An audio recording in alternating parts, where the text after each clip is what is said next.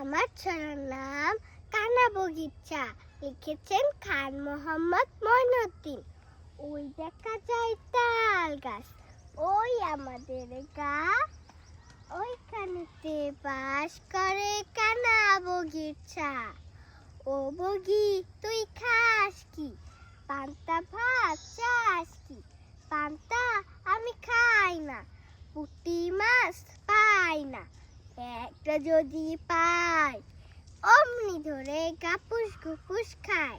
আবার ওই দেখা যায় তাল গাছ, ওই আমাদের গা, ওইখানেতে বাস করে কানা বগিচা। ও বগি তুই খাস কি, পান্তা ভাত চাস কি?